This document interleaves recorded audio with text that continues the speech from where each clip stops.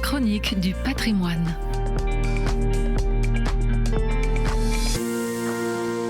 Le Musée des beaux-arts de Tourcoing, le MUBA, met à nouveau Eugène Leroy à l'honneur jusqu'au 5 avril 2026. Si la réputation internationale de cet artiste emblématique du Nord ne cesse de croître depuis les années 80, Eugène Leroy a pourtant connu des années de désert, tant sa manière de travailler et son style sont atypiques. Heureusement soutenu par quelques grands industriels du Nord, amateurs d'art particulièrement éclairés, Eugène Leroy n'a cessé d'appliquer ses peintures à l'huile en couches épaisses sur des toiles retravaillées jusqu'à la saturation des surfaces. Le résultat surprend, tant il est difficile de discerner, à première vue, quoi que ce soit dans ce mélange informe. Mais voilà que, le regard durant, des figures émergent, un visage apparaît, une histoire prend chair. Leroy poursuit en fait un objectif qui le mobilise entièrement pendant toute sa vie d'artiste.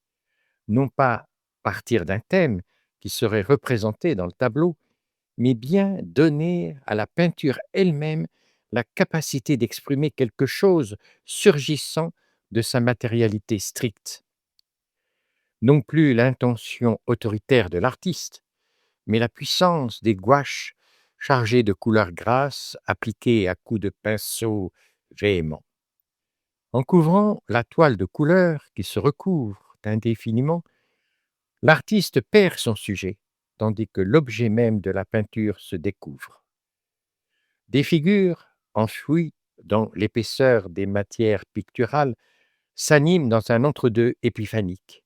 Ce n'est plus l'informe du tohu-bohu initial, ce n'est pas encore la clarté de la pleine manifestation.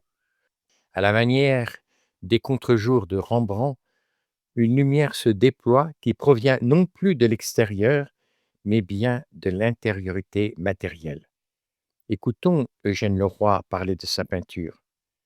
La matière n'existe pas si elle n'est pas imprégnée de lumière. Je voudrais faire un tableau qui ait sa propre lumière sourde à lui.